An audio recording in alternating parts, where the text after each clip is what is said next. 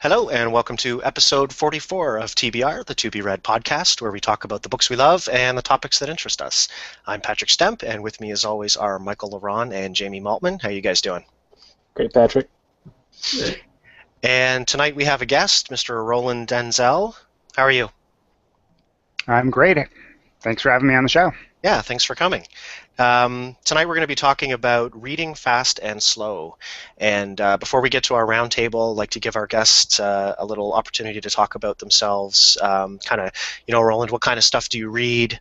Do you, focus on one genre? Are you all over the place? What's your pleasure? Well, when I talked to Jamie about coming on the show, it was specifically because I used to be a very fast reader, and now I'm not. Now I'm a slow reader. And I remember fondly in junior high school, middle school, all the way up through high school, I would finish multiple books per week. And I would have books. I was just telling my wife yesterday, I would have books everywhere. I'd have a book in my backpack, a book in the car. I would have a book in the living room, a book in my bedroom, and I was constantly, no matter where I was, that was the book I would read. And every week I was going through like 2 books, having to get 2 new books, and that just doesn't happen anymore. But I'm primarily, when I'm not reading nonfiction, I read sci-fi and fantasy are the things that I like the most. And it doesn't have hard sci-fi is a big passion, is a big one that I really like, but I can also get sucked in by the Anne McCaffrey Dragon Riders of Pern, which is like the softest of the sci-fi. Okay, cool. Of course, I love the Lord of the Rings and all those like epic things too, but in this day and age when I have even less time I don't even dare look at one. Don't even look at a book that size. It'll take you 6 months to read it, and we'll talk about that some more when we get to our topic as well. So we'll go through our roundtable now of what we've been reading over the last week, and that means Michael's up first. Okay. Well, I finished one book, and then I got a little bit of bits and pieces read of other books. But the book I finished was the book I mentioned last week, and that's Born in Fire by Nora Roberts. I've just been trying to step outside my comfort zone and read some books and genres that I don't normally read, and this was a romance novel, and I enjoyed it a lot. It was really good. It kept my attention the whole time, and I can definitely see why people say that Nora Roberts is the gold standard of romance. It was pretty good, and I know it was pretty good because I tried to pick up a few romance novels afterward, and they were pretty crappy compared to it. So I guess I picked a good one to start with. So yeah, I've got some more books from her. I'll probably give those a read here in the next few months. But moving on to some other romance novels, and maybe I'll mention them next week. But I haven't really found anything I've committed to yet. Michael, does she write conventional? Is it like modern day conventional romance, or is there a subgenre romance that she writes? Yeah, she writes contemporary romance under Nora Roberts. So it's just like common day romance that happens like in the real world. So this particular book takes place in Ireland, and there's no specific time frame that's mentioned, but you kind of get the sense that she wrote the book in the 90s, I think. So I guess she would just be Ireland in the 90s. So yeah, she writes interesting contemporary romances, and yeah, she's just got a really colorful writing style, and yeah, just totally different than what I expected. So that's Nora Roberts. I read that, and then I've been reading a few bits and pieces of other books, but one of the ones that I wanted to mention was, got to look up the exact name. It's called The McGraw-Hill Desk Reference Guide for Editors, Writers, and Proofreaders. And this is a book, I guess McGraw-Hill's a big publisher. I'm not sure which of the big 6 that they're a part of, but this is an interesting book because it's written by a New York editor, a New York publishing house editor, and she writes exactly writes a book that's almost like a manual for an editor. So she kind of takes the Chicago manual style and distills it down into a very readable, almost rule book of things that when an editor looks over your manuscript as an author, that's what they're going to be doing. So like hyphenation, I'm horrible with hyphenation. There's actually a ton of rules on hyphens and how to use them, and I found that extremely helpful. And so she goes over semicolons, hyphens, dashes, object-verb agreement, and presents it in a really good way that I would highly recommend. If since all of us are authors, I would recommend you check it out. But even if you are interested in language, it's something that would be good to pick up. So Cool. that was my very brief week in reading. I find it's easier if you just leave all the punctuation out, and then you have to worry about any of that garbage. Yeah. Reads like a telegraph, right?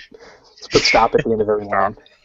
You can get away with some of that in children's books, though, right? So. Yeah. Well, actually, no. I bet you people are a little, quite harsh on grammar in those books because, they don't want their kids to pick up bad habits. Just has to be super simple. Yes. Yes. So next on my screen would be Roland. What you been reading lately? Well, I've actually been reading a couple. I have a couple of. Like I said earlier, I read a lot, keep books all over the place. So I have a couple of actual hard copy, like real actual books that I've been reading. So I can hold this one. This one's a really good one, Whole Body Barefoot. And this is by Katie Bowman. She's a restorative exercise specialist. And this is one of my passions, as I'm a fitness and nutrition guy. One of my passions is to get people to wear shoes less and to wear flatter shoes and minimal. You've probably heard the minimal shoe terminology. Jamie's putting up his hand. But a lot of people go from straight from big overbuilt heeled shoes straight down to minimal shoes, and they hurt themselves, or they try to go barefoot and they say, "Oh, my feet hurt." So this is a book of exercise. It's the theory behind why you should, but also it's all sorts of exercises on what you can do to get yourself into there, and then it makes good shoe recommendations too. So she's one of my mentors, and it's a really good book. And one I keep by I hate to say this, I keep it by my bedside because it's interesting, but I'm never going to read this whole book.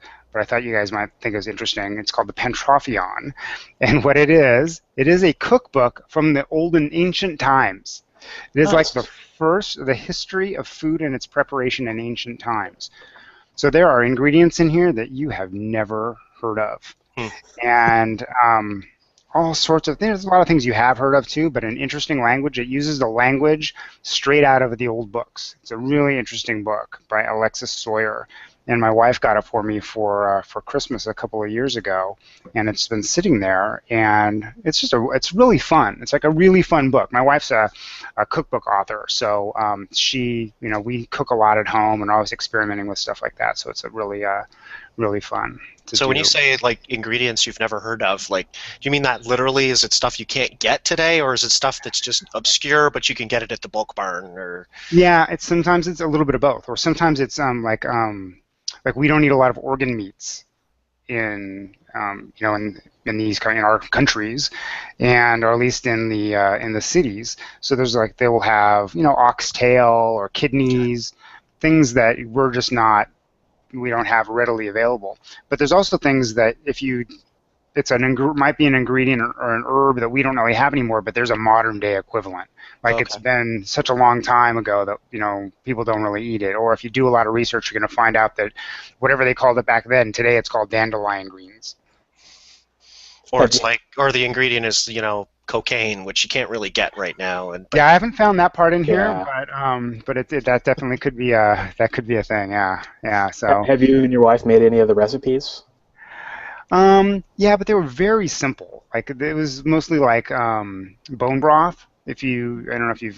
Bone broth is like a way of making broth where you take the bones and you simmer them very low temperature for 24, 48 hours, and it's really healthy.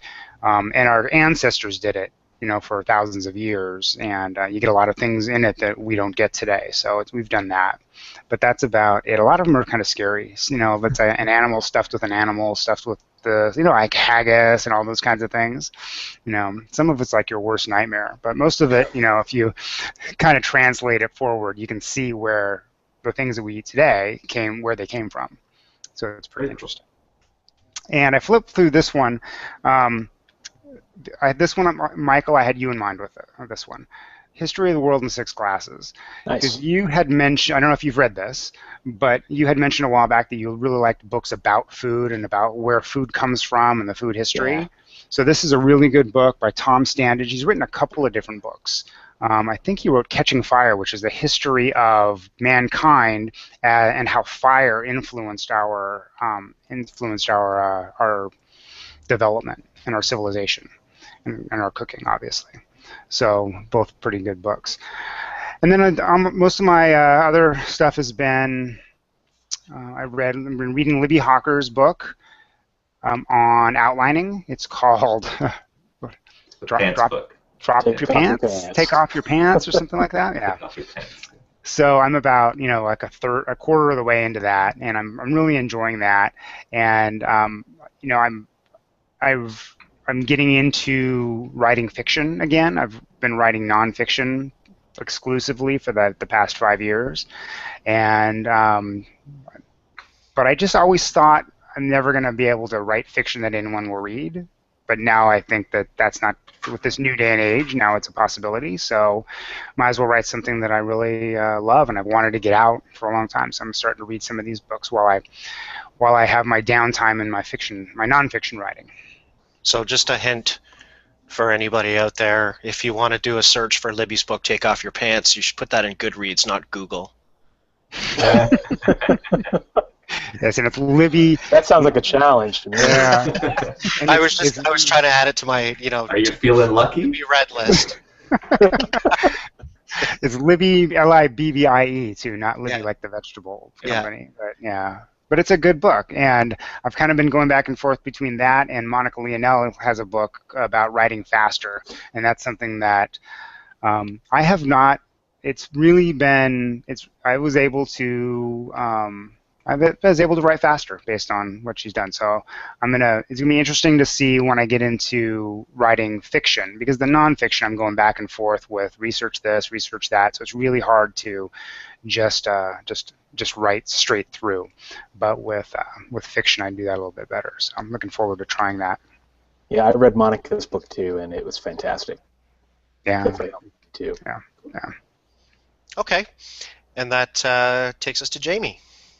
Well, I've been continuing to read more of Neil Gaiman's middle grade short stories from the M is for Magic book to my son. I think we're about halfway through the book now. A couple of them went pretty slowly, just more that he was just really tired by the time he was going to bed, so he only wanted to do a couple of pages, and I'm like, okay, let's keep going. He's like, not that they're boring. He's actually really liking them, so that's been cool.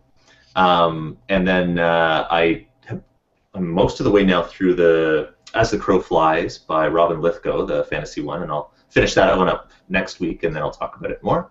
And I took a detour because I actually started reading intensely. I'd read a couple of the posts on and off by Sean Coyne's The Story Grid website, which is going to be a book. It's like gone to the printers now. So I really intensively read everything. There's like 35 posters, whatever he has. He's been doing 2 a week for a while now, leading up to the publication of the book. And he's a business partner now with Stephen Pressfield with Black Irish Books, and they're the ones that are releasing it. So I've always liked Stephen Pressfield's stuff, and I like his blog. So that crossed over there. So then one of the books he was using for his example of how to do this, the story grid, and I guess high level of the story grid is it's about, he's been a fiction publisher slash agent slash editor, like acquisitions editor for mostly in mystery, crime, thriller, sorts of areas in general fiction. So he's got the working experience, and he talks through where he learned about all that stuff. And then what he's done is he's got this system of the story grid is how he looks at a story to see whether it works or not. And it goes into like the elements of story, and it goes into a lot of different details. And it's a different sort of take on it than I've read before. I know not everyone loved the way that it came across in some of the posts, but it's been. I really liked it. I've got a ton out of it, and I'm just now going to be using his process to look at my third book in my series that I'm just starting to edit now.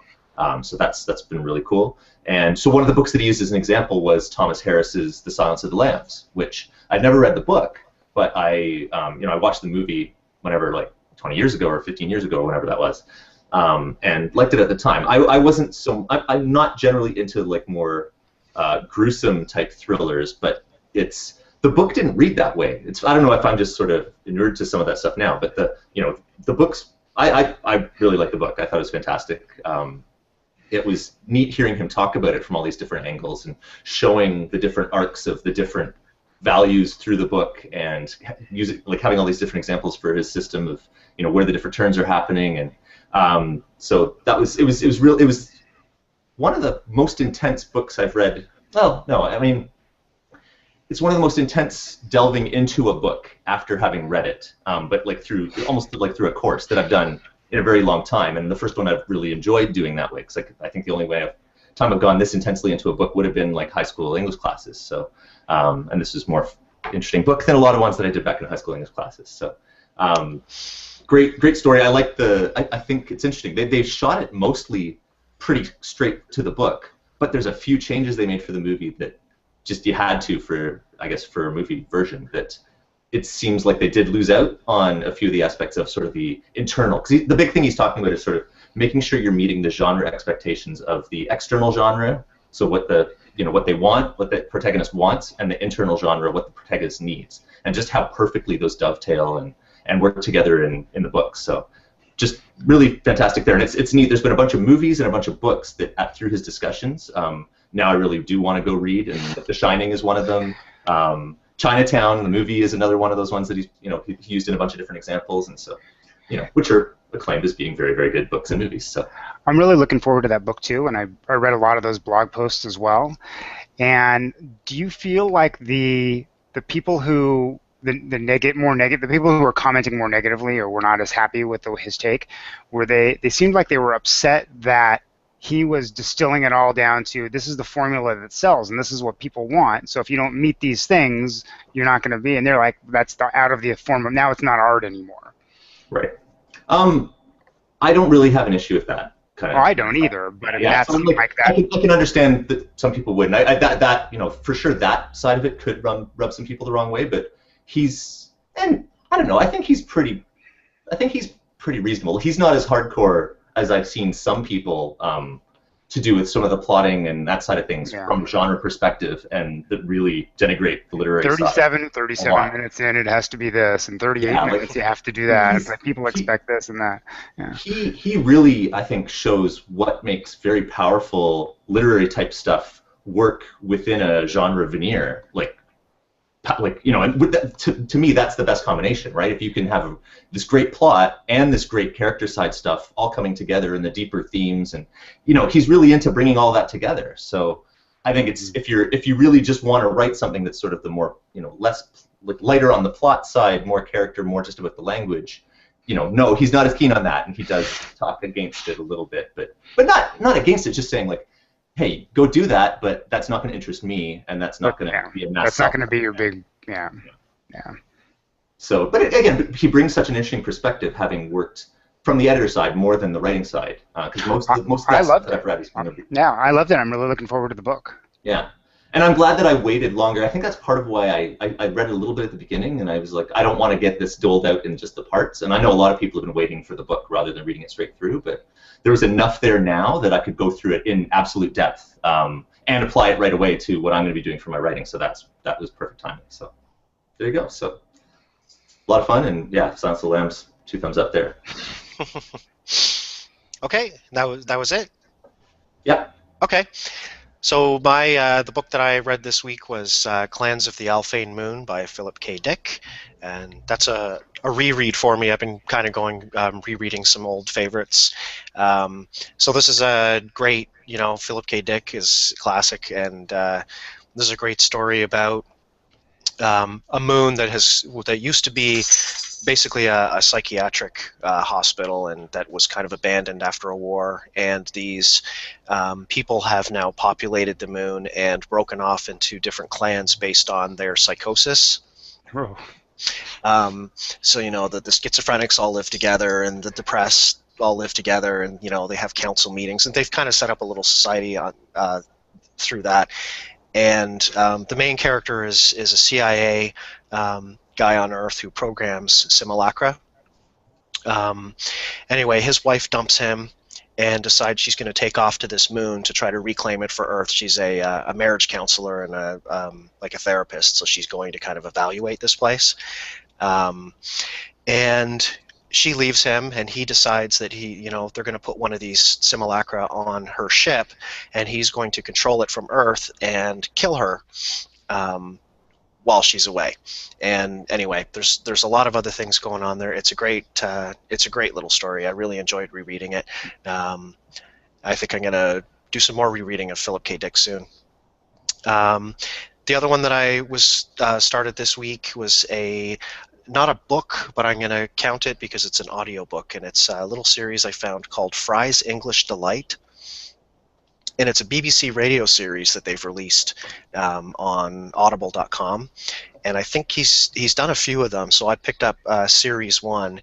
Each episode is like a half-hour discussion on a particular topic. So the series 1 is puns. He talks about the history of puns and where they came from, and one of the things he's talking about is the Christmas crackers that we do here in Canada. He says they don't do them. They don't use those in the States. Is that right? No, you guys don't know what I'm talking about. Never heard of it. Michael and Roland are shaking their heads, so he's right. Christmas crackers. We do it every year here. Jamie, you do? You get the Christmas crackers? We've had them from time to time. I know it comes from the British side, though. Yeah, so. They're basically it's like a tube, and on the end of the tube is kind of rolled up, and it's got cardboard bits in it. And when you pull it, it kind of pops. It's got some sort of chemical in there or something that's supposed to pop. Yes. And inside the tube is like not a fortune, but like a stupid little joke, a paper hat usually, and some crappy little dollar store, a compass or a tiny little deck of cards, something like that. Usually do them at either Christmas or New Year's. And so he goes into, he's talked to, apparently there's experts on the Christmas cracker crappy jokes and why they're bad. And so it's a really interesting series. So he goes on, he's going to be talking about quotation marks, and I can't remember what the other topics are in Series 1, but it's really interesting, and of course it's Stephen Fry, so it's amazing to listen to. We do have those crackers, but they're relatively new, and they're not very common. You can get them at the grocery store around certain holidays, but I don't think they have the little toys or anything. I think all they do is they shoot streamers out. Okay. Yeah, these ones are kind of like a Kinder Surprise and a fortune cookie in a cardboard tube with a party hat. Like it's wow, one-stop shopping. Yeah. No shopping. Then the other book I started it's called Yours Asimov, A Lifetime of Letters, and so it's just a book that his brother put together after he passed away, and it's just out of the reams and reams and reams of letters that Isaac Asimov used to write to other authors, to fans, to teachers, students. He sort of culled together a huge book of not all of these letters, obviously, but just like little snippets and bits and pieces, so it's really interesting to read. And for me. So we can move on to our topic of reading fast and slow. And apparently, you guys will have to remind me, apparently this topic was also kind of inspired by a book that's titled something similar? No, it's just the title. I just borrowed the title format from Daniel Kahneman's Thinking Fast and Slow, which is a great nonfiction book I read last year or the year before. It was just it fit that sort of format. But as far as the topic's concerned, I don't know, I guess we've got Roland was already talking about how he's changed his speed of reading over the course of his life, right? Yeah. So did you want to expand a little bit on why that happened, or what it, is it based on the types of things you're reading, or just the I don't think so. I think the more you read, I think the faster you can read. I think your brain probably has something that tunes in. I don't think it's the more you read one thing either. I think it's just the way it processes the words. You get in a habit, and you get on a roll, and you just do it. When I first started, I always read a lot, and then I remember I used to get in trouble in middle school. I remember we had a political novel class, and we had 4 books we had to read. Hiroshima, Lord of the Flies, 1984, and something else. And we had to read them in that order. And one day I was reading the last one, and it was like 2 weeks into the class, and the teacher got mad at me, like, why are you reading that book? You're supposed to be reading Hiroshima. And I read that. Well, then you're supposed to read the next book. Well, I already read that. Went all the way through all of them, and he's like, well, if you read them this fast, you can't possibly know can't possibly remember it. You're going to be quizzed on these things. And I said, well, just quiz me on any of them right now. And he did, and then he let me read whatever I wanted, and so then it was fine, but I guess nobody in the class was a fast reader. And that was when I went home and told my mom, and she said, well, you read really fast. Like, we have to get you a lot of books. And that's why we're telling you to go to the library all the time, because, you can't afford to buy this many books. And, so I would go to the library, and the librarian would say, do you really want to check out that many books? I'm like, yeah, I do, because I don't want to have to walk back again tomorrow. So, but I think as life kind of, got in the way, and I started reading less and less because I had long work hours. I would be tired. When I was younger, I would read in bed for hours and hours and hours, and you get married, and like she's going to bed, you can't have the light on, so you fall, you're just tired because you just fall asleep. And how much of it? Sorry, I was just gonna say, how much of it do you think is also? Because I've found the same thing. I think we probably all have, but how much of it also is the time that we waste on social media, and it's the 5 minutes, 10 minutes here, or 2 hours on YouTube, or Did my wife tell you to say that? Because we had this. She said, "What are you guys going to talk about?" And I told her. She goes, "Well, maybe if you didn't spend so much time on Facebook and email and stuff like that." But yeah, I think it's I would have to go back in time and see like when did I stop reading, or when did I start reading more slowly? Because I'm sure it was before Facebook and things like that. But I would guess that those things stand in the way. And even with my daughter, for instance, I told my daughter that she could get a lot more books cheaper if she bought them, on the Kindle or on her iPhone. Mm. And she said, I don't like to read on my phone because that's where I get my text messages, and that's where she's not willing to make those stop. But she also doesn't read as much anymore because she's constantly waiting for her phone to beep.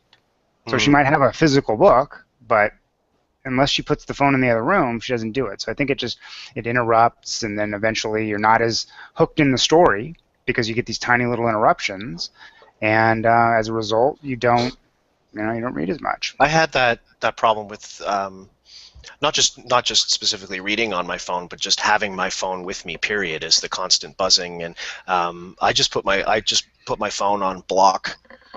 It just basically blocks all call. Like nothing gets through. So I only see Facebook if I specifically go looking at Facebook. I found that helps. But a teenage girl, or I'm not sure how old your daughter is, but 18. So they're probably not going to want to turn all of that off. If anything, they want more. Yeah, exactly. You mean like stop breathing? Like I know. She looked at me like I was crazy. I'm like, I don't understand. Why can't you read the book on the phone? It's almost like I was like, anything you want to get, just go ahead and get them. You're going to read them then. You don't have to come ask me for the money. Oh, well, why would I read a book there? I think one of the things, too, that for me, reading fast and slow comes into the language of the book that you're reading. And this is something, so I mean, if you're having to pick up a dictionary every couple pages or just think about a word, that's going to slow you down, obviously. Even if you kind of know the word and you just need a second to think about whether or not you've got it out of context or whatever. But and I can't remember what the index is called. James Altucher was just blogging about this. It's like the SK index, I think. But it's basically the index of what grade level the writing is at. And I had always heard that Stephen King writes at a grade 5 level, and that not the level of his writing, but that's how old you'd have to be to read it. Vocabulary of. Yes. Comprehension.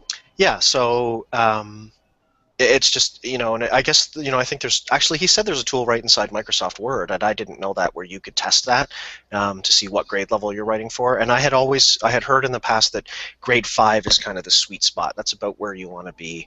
Because if you start writing at a grade 12, 13, the second year of college level, you're going to lose a lot of people, right? Yeah. Yeah, I think you're right. Just dated yourself there with 13, eh? But anyway, Yeah. dated and provinced. Yeah. Dated and provinced. Yep. I was there too. They got rid of it after me. Now it's called Victory Lap or something stupid like No, that. they don't have it at all. But No, they can do a fifth year. oh Victory yeah. Lap.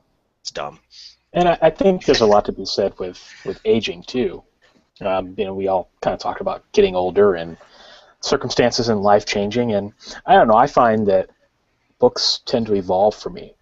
So a book that I read in my 20s, well, hell, I'm still in my 20s. A book that I read in my Jerk. in the teens, I just feel so old.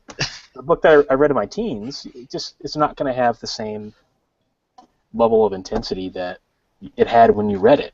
I think the book they always talk about is Catcher in the Rye, right? How if you don't read that book when you're like 13, 14, or 15, you're going to hate it. So maybe there's something to be said about that too. You'd be reading it the whole time when you get older, thinking like, "You stupid jerk! Somebody should take that kid and put him across their knee." Exactly.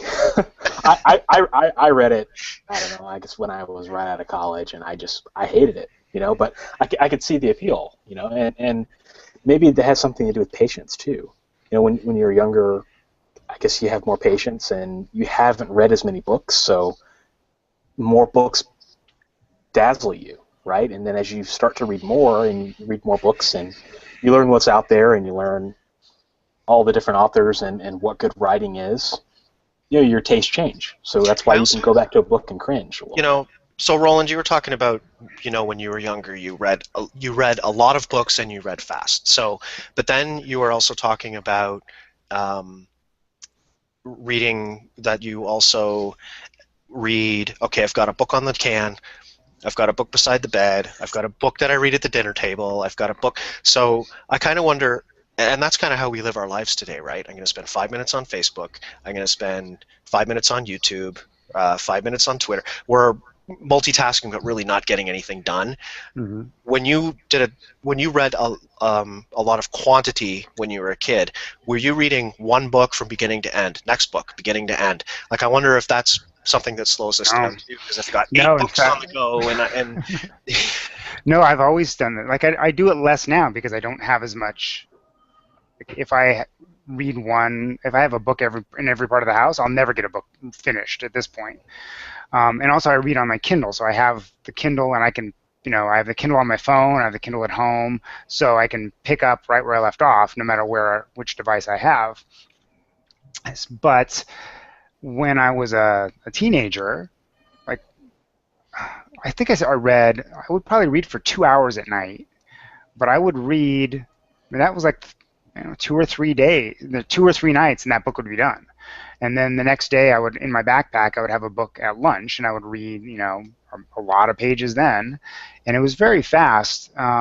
And I worked at Farrell's Ice Cream Parlor, and I would keep one there in the office, like in my little locker there, and I would read at my breaks. And I was telling my wife yesterday that, like, I had an hour lunch at Farrell's, and I would cruise through a whole novel in a week and a half, just only in that hour, like reading and eating lunch in that hour, and that would be a whole novel. There's no way I could do that today. But I think, Michael, you might be onto something a little bit, and I don't know if it's a combination of the types of books we read, or also how much glee we got out of these books. Because I remember reading these books and going, "Oh, I cannot wait until the next one. I cannot wait until that next one," and just picking it up. Like, there would be times when I'm near the end of a book that I would just start carrying the book around with me instead of waiting till I come back to the toilet, because you just have to finish it.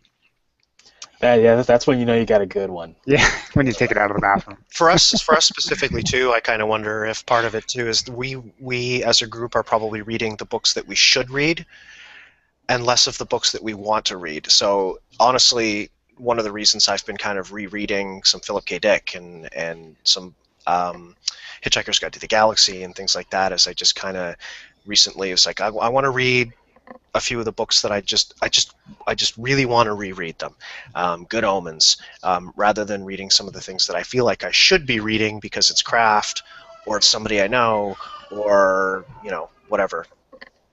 You should definitely read faster if you're doing it for the pure enjoyment of consuming the content, right? Mm-hmm. I was going to say, sort of, for me, the reading speed does vary a lot depending on what I am reading. Because when I'm reading fiction, in general, then I read really quickly, and I tend to read mostly just before I go to bed, or right when, like if I wake up before the boys do, and so I've got a little bit of time there, I might read a bit there too.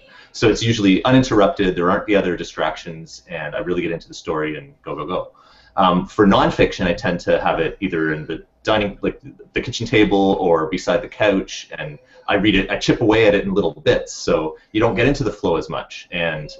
But if it's still like more narrative type, like what you're saying, like the food book, like when I read that book about all the different utensils and stuff, I can't remember the name right now. Consider the fork. Sorry. Consider Consider the Fork. Because it was written in more of a narrative way, I would tend to read like the whole chapter through, rather like it wasn't little sections as much, like some types of nonfiction.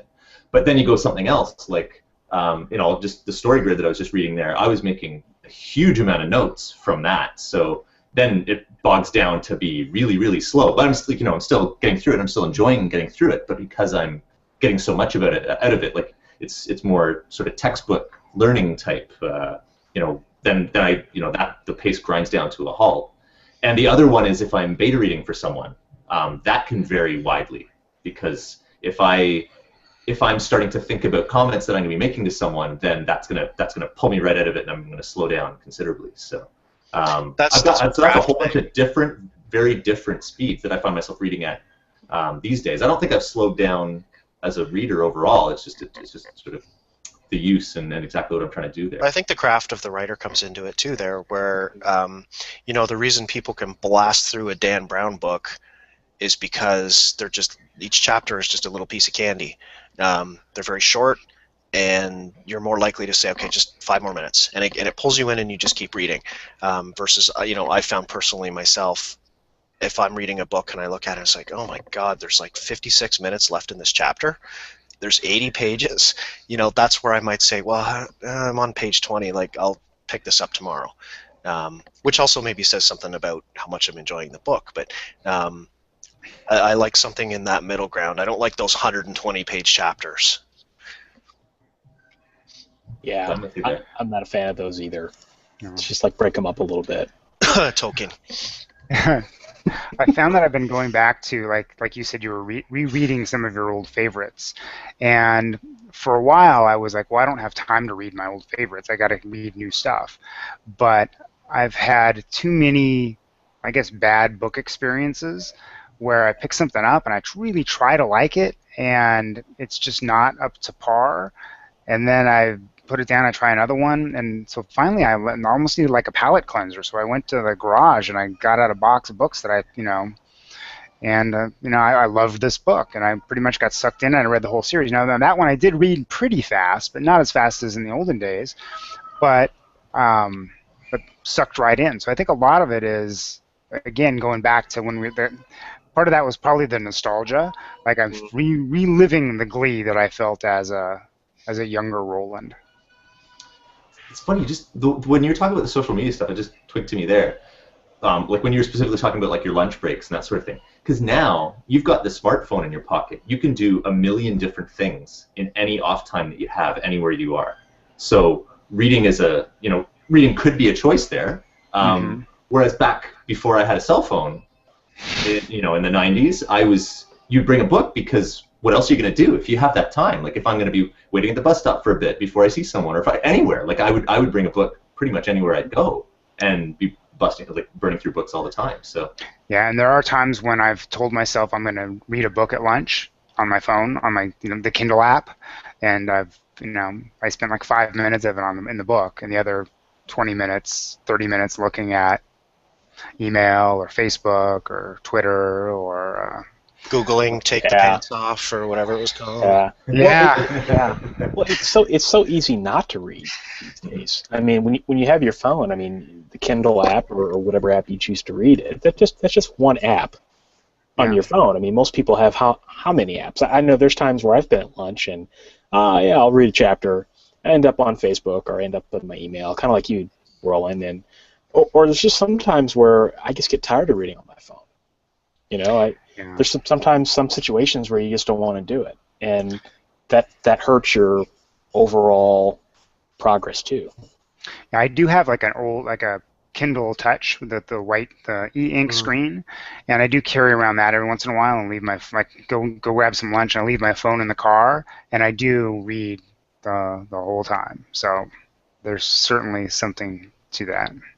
Well, the one I've mentioned before too is I do read a ton on my phone, but it tends to be blog posts. Like I go if I know I only have 5-10 minutes to read, that's when I bust through a whole bunch of some of the blogs that I follow. So I batch that. I don't like to do that unless I've got it's kind of like this intermediate amount of time. It's not like a minute where I might just check email. It's maybe 5 or 10, but I know I'm not going to want to get into the fiction books. 'Cause I just and that's the other thing is I don't tend to read fiction. I haven't enjoyed reading fiction on my phone yet, per se. Whereas my wife does it all the time. Like 90% of her reading is on the phone.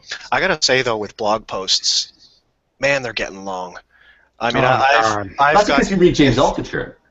Oh no, but James Altucher may be a lot of pages, but there's a lot of white space and it's quick and but man, they're just you see some blog posts 3,000-4,000 words and it's just so that's if I've got 5 minutes, I'll read. It's 2 chapters. Or 10 damn round chapters.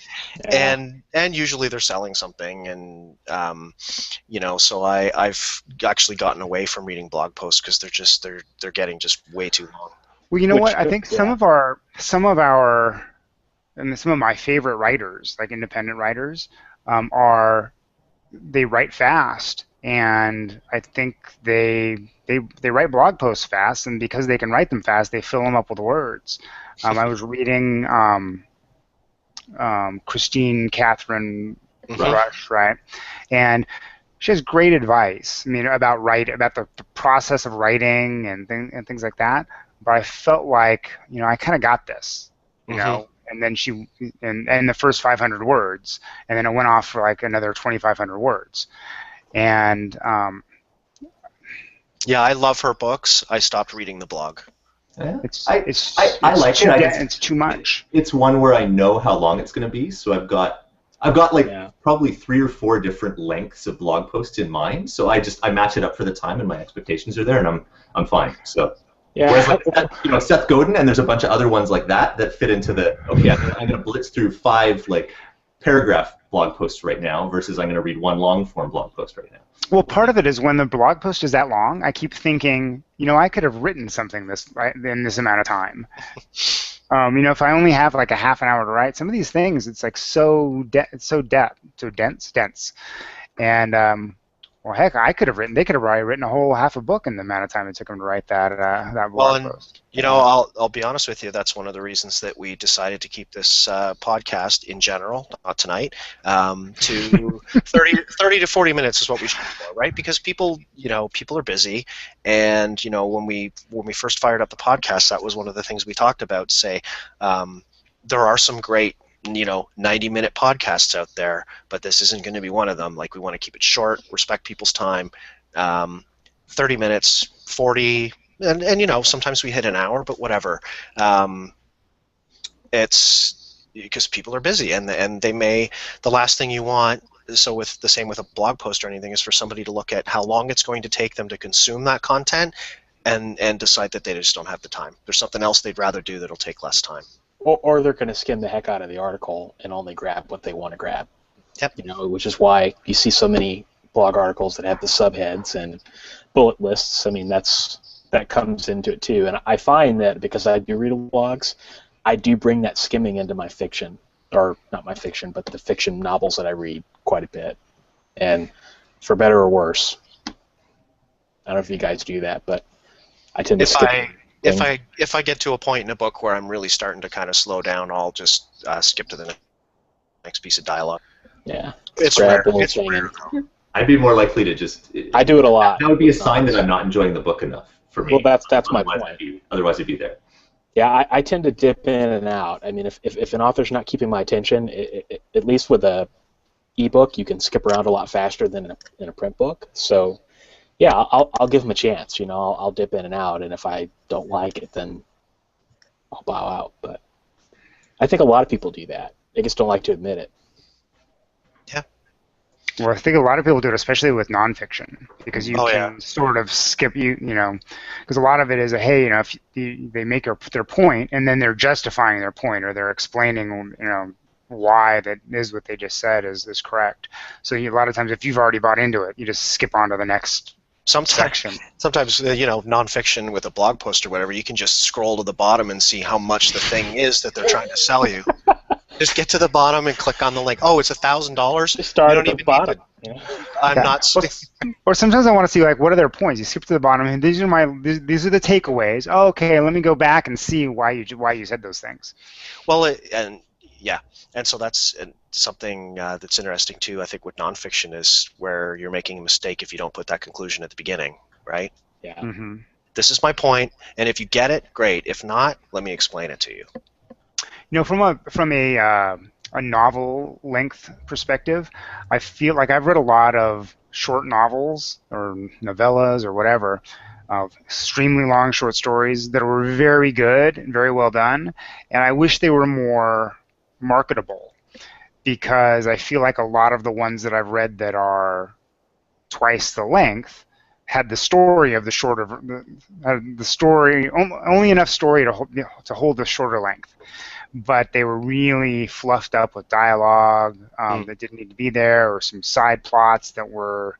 It's like somebody said, "Hey, this book needs to be 100,000 words." Yeah. Stuff. Well, we have a comment, I guess, before we start to wrap things and wind things down. Amy Schubert is watching. Hi, Amy. Amy. She says, Hi, I read Amy. really fast, and I agree with Roland. The more you read faster, or the more you read, the faster you can do it. Like any other muscle, I guess. Yeah. I agree. And she does read really fast and a lot. Yeah. Thank you, Amy. Okay, so we'll start to wrap things up here. And one thing I think I forgot to mention, I was to say, I don't think we're going to be talking too much about the Hugos this year. But if there's listeners, if there are a lot of people out there who want us to, we probably could. But I'm just not interested. I'm done with these awards Yeah, I'm and all the checking out this year. crap. I'm done. Anyway, so Roland, you want to tell us a little bit about where our viewers and listeners can, where's the best place to find you online and connect with you, and a little bit about your books? Yeah, well, I write primarily fitness and nutrition right now. My wife and I co-write most of our books, and we've got a book, Man on Top, which is our biggest book. It's the book that we wrote together, where we met, and it's a men's fat loss lifestyle book. Get healthy one habit at a time. So really, we're really proud of that. We've got a couple other ones, and we've got one we're working on now that we're really excited about. And it is taking like 90% of my my free time, and it's another habit-based book. So it's one habit a week, but it's instead of just weight loss and fitness, it's every aspect of your health. So from sleep, stress, movement, stand-up desk. Going, minimal shoes, all those types of things. Meditation, cooking, anything you can think about that will positively affect your life. We're going to help you with it one step at a time. And you can find us. We blog at eatwellmovewell.com.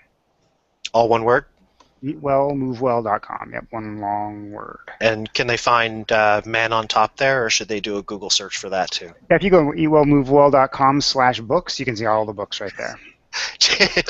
Jamie got that one, yeah. Don't do a Google image search for that. Yeah. Safe search is on. Google should be paying us for the advertising. There you go. Exactly. I was just going to mention something quick too. I don't know if you guys ever saw that back from the Beverly Cleary book years ago, but the Drop Everything and Read from the Ramona books way back is the official Drop Everything and Read day is this Sunday, April 12th. So I know there's I remember those books. yeah, so some of the fantasy sci-fi authors that I'm connected to in the FSF net are doing some things to support the Drop Everything and Read day, and so just promoting literacy and that sort of thing. So keep an eye out for that. So DEAR, Drop Everything and Read. And everybody, go read on Sunday. All right. Okay, well, thanks again for coming, Roland. Thanks for having me. And for our viewers and listeners, we'd love to hear from you. You can send us an email at tbrpodcast@gmail.com, and be sure to visit our Goodreads page, the link down below. And you can subscribe on YouTube and iTunes. And next week, we're going to be talking about historical fiction with our guest, Libby Hawker. And also, one final reminder that next week, we're going to be moving the show to 8 p.m. Eastern, so an hour earlier for the live broadcast for anybody who can join us. And we will see you next week. Take care, guys. Bye, everybody.